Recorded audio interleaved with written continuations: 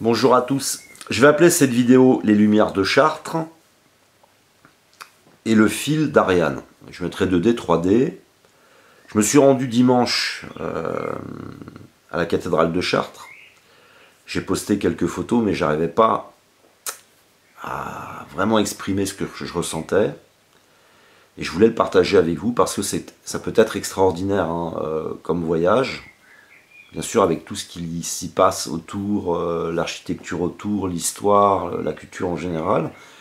On peut se rendre aux Lumières de Chartres simplement pour consommer en tant que loisir. Mais je voulais parler d'une dimension supplémentaire. J'ai bien sûr vérifié sur Internet si je ne trouvais pas déjà des explications sur le sujet qui se rapprochent des miennes et je n'en ai pas trouvé. Du coup, je me suis dit que ça peut être intéressant de le partager avec vous. À l'intérieur de cette cathédrale, vous avez un labyrinthe. Et au départ de ce labyrinthe, il y avait autrefois un anneau. Déjà, l'anneau, en soi, on pourrait largement développer sur le sujet. Sur cet anneau, on accrochait un fil avec une pelote, et vous deviez faire tout un rituel, entrer dans ce labyrinthe, et qui ressemble, c'est vrai, étrangement un peu, en tout cas, à de l'alchimie ou au processus d'individuation, parce que ce processus est aussi un labyrinthe.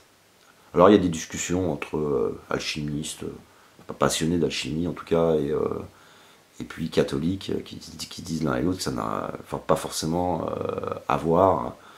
Enfin bon, peu importe. Mais ce qui m'intéresse, c'est que déjà, dans la mythologie, le fil d'Ariane va être utilisé à un moment donné pour aller tuer le monstre. Si vous prenez par exemple l'archange Michel, c'est en lien complètement.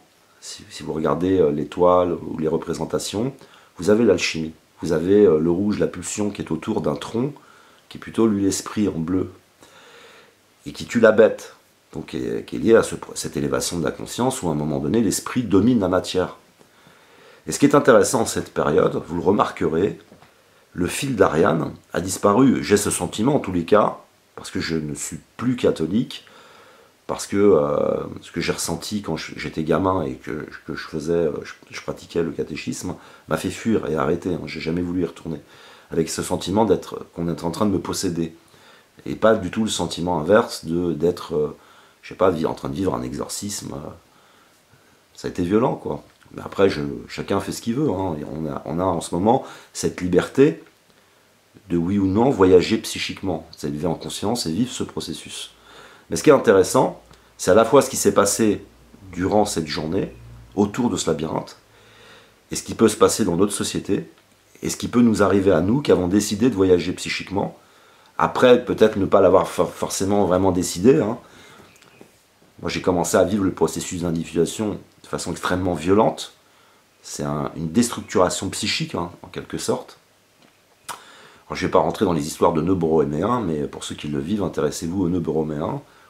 Mais c'est d'une violence absolue, quoi. Mais tu es un peu sans père, tu es un petit peu orphelin, et tu es un petit peu dans un labyrinthe, en effet, sans fil conducteur, sans fil d'Ariane.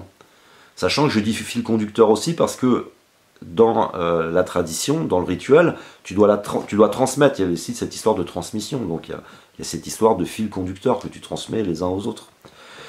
Et autour du labyrinthe, il y avait du mouvement. Vous êtes dans un lieu de culte, un lieu sacré. Vous avez des enfants qui courent, qui rigolent. Vous avez des couples d'homos et d'hétéros qui sont décomplexés, ça se tient la main, ça s'embrasse. Des personnes en train de prier qui sont prises en photo. Des personnes, qui essayent avec un prêtre de chanter, mais il y a du bruit autour. Il y a beaucoup de mouvements. Tu te demandes si tu es chez Ikea ou si tu es dans la cathédrale, quoi. Et bien sûr avec cette pression financière qui est de vendre, parce que vous avez à l'intérieur, dès que vous entrez, une boutique. C'est le monde marchand à l'intérieur, une boutique avec énormément de choses. Et vous allez un peu plus loin, vous avez une caisse. Et si vous avez de l'argent, vous pourrez peut-être monter aux étages et puis voir la cathédrale depuis un autre point de vue. On s'imagine là le Christ en train d'entrer, de renverser les tables, quoi. Mais c'est intéressant de voir que la société d'aujourd'hui a perdu son fil d'Ariane, qui a été le catholicisme au départ. Je ne vais pas entrer dans les détails des côtés positifs ou des côtés négatifs, en parlant simplement du fait que nous allons vers le 1. C'est-à-dire que ça a été le fil conducteur pour aller vers le 1. À une certaine époque, on est au Moyen-Âge, il y en a qui disent ouais, t'es New Age, alors vous êtes Moyen-Âge peut-être, je sais pas.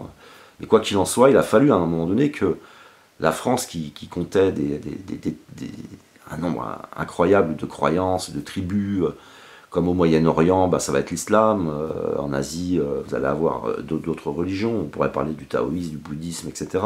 Mais à chaque fois, dans chaque région, ça va vers le 1, comme ça. Et ça, c'est le côté que je trouve, en tous les cas, le plus important et positif, c'est qu'on aille un jour vers le 1, vers l'unité.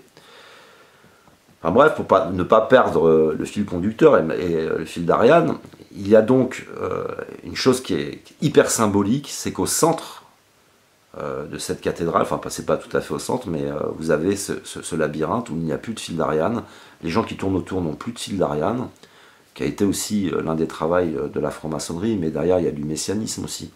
On voit par exemple de façon très spectaculaire le messianisme se mettre en place avec par exemple la prochaine ambassade américaine qui va être à Jérusalem, Jérusalem qui va devenir capitale et qui fait partie de tout un processus, quoi. On est dans un moment où ça bouge, où c'est complexe, c'est compliqué, et puis il n'y a pas ce fil d'Ariane et on se sent orphelin, on peut se perdre, on ne sait pas à qui se raccrocher. Alors j'ai par exemple, vous le savez parce que vous êtes nombreux à me dire « Ouais mais David tu prêches des convertis », il n'y a pas que des personnes qui tombent sur la vidéo, sur les vidéos qui soient déjà éveillées sur le sujet. Hein. C'est aussi parce qu'on va utiliser des mots-clés, donc ça peut intéresser quelqu'un, en tombant sur des vidéos, d'aller cliquer sur les liens que vous pourrez déposer, que je déposerai également, mais d'autres, pour parler un petit peu du processus d'individuation, parler de Patrick Burenstenas, parler puis d'autres personnes, parce qu'elles sont nombreuses à nous en parler. Et qui m'a véritablement délivré, éveillé en conscience, et surtout qui m'a sorti de l'aveuglement, parce que j'étais en 2D, j'allais à Paris, j'étais en 2D, je ne voyais pas les messages, je ne voyais pas tout ça. J'étais en 2D aussi à ne pas comprendre souvent dans ma vie quelque chose qui n'allait pas. Et toute cette délivrance, cette élévation de cette conscience, ben, elle était là, quoi, elle était devant moi, quoi. Et même au moment où je vivais le processus d'individuation. Alors c'était intéressant de voir que vraiment dans le réel va s'exprimer notre état psychique, l'état psychique d'une société, où il y a un labyrinthe dans lequel on peut se perdre, et un fil d'Ariane qui s'est décousu, qui s'est défait, et où nous pouvons, les uns et les autres, être un peu perdus dans ce voyage psychique si nous le faisions. Parce que bon, beaucoup le feront très peu, tout compte fait. Mais c'est un déplacement psychique, on est des vrais voyageurs hein, quand on commence ce processus d'individuation. J'ai trouvé cette symbolique extraordinaire. Il y a bien aussi tout un spectacle hein, le soir qui est intéressant, qui est spectaculaire aussi, avec beaucoup de précision, avec dans les messages par exemple hein, vous avez la géométrie sacrée, vous avez d'autres messages qui sont passés, cette cathédrale qui est immense, qui se met à bouger, à vivre, c'est voilà, c'est spectaculaire à voir. Hein, mais je voulais insister sur ce fil d'Ariane, c'est important, parce que nous sommes nombreux à le ressentir, à pas forcément l'exprimer. Je n'ai jamais exprimé sur mes vidéos les choses ainsi, et là ça me permet de l'exprimer. Ça m'a permis de mettre des mots sur des ressentis, et ce ressenti de ne plus avoir de fil conducteur, où nous empruntons, nous qui voyageons psychiquement, un labyrinthe sans fil conducteur, sans fil d'Ariane, et qui cherche maintenant, qui discute, c'est violent, chacun veut imposer son fil d'Ariane, etc. Bon, enfin, peu importe. Mais on est un peu dans cette situation quand on vit le processus d'individuation. Donc je me suis dit que si vous deviez vous rendre là-bas, je ne pense pas que l'agitation qu'il pouvait y avoir autour du labyrinthe soit comme ça tous les jours. Hein. Là c'était comme ça, vous aviez des personnes un peu dénudées, vous aviez... et on voit quelque chose un peu se détruire, se défaire. Comme par exemple, vous le savez peut-être, il y a des lieux de culte qui ont été vendus, dans lesquels on va faire du commerce, de l'habitat, ou même discothèques. Et puis des lieux qui sont loués, donc des églises, et qui deviennent des lieux pour faire des rave-parties. Et on voit bien comme ça une société dans la dérive, sans fil d'Ariane,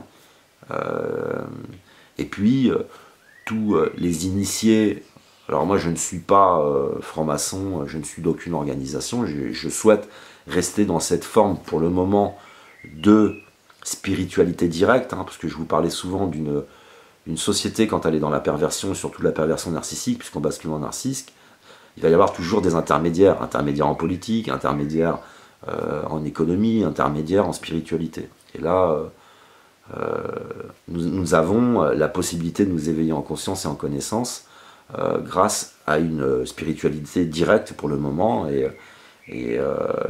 mais un peu dans ce boxon qui est Internet, quoi. C'est un énorme boxon d'idées, on s'y perd. Hein. C'est vrai, Internet est un vrai labyrinthe aussi, quoi. Donc, et j'avais besoin de vous l'emmener, de le partager avec vous, parce que vous pouvez donc faire le voyage alchimique, par exemple, avec Patrick Burensenas et avec d'autres. Je vous mettrai les Rose-Croix, par exemple, qui en parlent, pour que vous n'y alliez pas en 2D, simplement regarder un spectacle lumineux, puis ne rien voir, parce que ça permet aussi de ressentir, d'intellectualiser les choses, de comprendre certaines choses, mais surtout de le faire en 3D, en s'intéressant à toutes les dimensions, et aussi à cette chose extraordinaire qui s'exprime forcément dans le réel, la disparition d'un anneau, l'impossibilité d'y accrocher un fil qui cherche à se reconstruire, et puis même autour même du labyrinthe, quoi. Alors je me suis dit, je sais pas si c'est forcément intéressant, si ça intéressera beaucoup de monde, mais je me dis que quelques-uns d'entre vous pouvaient ressentir la même chose que moi, et du coup, je n'ai pas le sentiment d'avoir exprimé les choses ainsi, et je n'ai pas le sentiment même d'avoir été très loin sur le sujet du labyrinthe et de l'absence d'un fil. Voilà, j'ai pas ce sentiment-là, quoi. Donc voilà pour la cathédrale de Chartres, pour ces soirées où vous aurez énormément de messages, hein, parce qu'il y a différents points qui sont éclairés. Sachant que Chartres, historiquement, c'est riche. Vous avez aussi ces vieilles demeures, les colombages, les petites rues moyenâgeuses. Il y a vous faites un vrai voyage. Hein.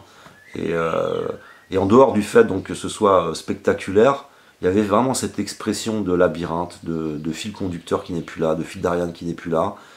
Et du coup, le labyrinthe prend, quand tu l'observes ou si tu es dessus, ça prend encore plus de... C'est encore plus prenant, quoi. Parce que là, tu prends aussi conscience que ceux qui s'engageaient avaient un fil d'Ariane et qu'aujourd'hui, nous n'en avons plus. Et je trouvais ça extraordinaire de le vivre et aussi de le partager avec vous. Et après, pour ce qui est du spectacle en lui-même, qui reste pour moi complètement lié au modèle actuel, hein, il faut créer du spectacle, il faut faire des choses pour relancer l'économie, hein, pour faire vivre la région. Bon, il y a quand même une recherche, c'est quelque chose aussi à voir, hein, parce que cette bâtisse qui est immense, qui a été construite à une époque où avec rien, on faisait des choses extraordinaires qui durent dans le temps, et une richesse, vous savez, dans les sculptures, parce qu'ils ont sculpté le bois, ils ont sculpté la pierre, et puis ils viennent ajouter de la couleur, des mouvements et tout, c'est un truc qui vaut la peine peut-être d'être vu, quoi. Mais ce n'était pas là-dessus que je voulais le plus insister, je voulais vraiment insister sur ce fil d'Ariane qui a disparu, et parce qu'on des fois on le ressent, mais on n'est pas vraiment capable de l'exprimer, et on verra bien dans les années à venir comment ce fil d'Ariane se reconstruira. J'espère simplement qu'il sera dans le méta, dans le ternaire, dans l'au-delà d'eux, qu'il ne sera pas dans un raisonnement binaire, les gentils, les méchants, je t'aime pas, et puis dans un raisonnement qui est très infantile, parce que je pensais beaucoup en ce moment là au côté immature de ce qu'on peut trouver sur internet, très immature, beaucoup de violence, beaucoup de binaire, hein, en fait, hein, avec un sentiment de s'y noyer quelquefois. C'est un peu particulier, quoi. Donc voilà pour le fil d'Ariane. Je ne vois pas grand chose d'autre à dire. N'hésitez pas à apporter des choses complémentaires, parce qu'on pourrait développer, je vous l'ai dit, sur l'anneau. Il y a une symbolique autour de l'anneau. Et puis à partager des liens sur les personnes que vous avez le plus appréciées, parce que j'espère toucher aussi des nouvelles personnes parfois qui pourraient se dire tiens, je vais taper Lumière de Chartres, arriver sur cette vidéo, de ces vidéos, aller dans les commentaires, parce que tout le monde ne le fait pas, mais souvent je lis la description, et souvent je lis les 20 ou 30 premiers commentaires, parce que ça me permet d'avoir comme un fil conducteur, un fil d'Ariane, et ça m'amène à une autre vidéo. Alors n'hésitez pas à partager les liens et vos idées dans les commentaires. Je vous remercie de m'avoir écouté, je vous aime, que l'amour, l'art et l'autre soient avec vous.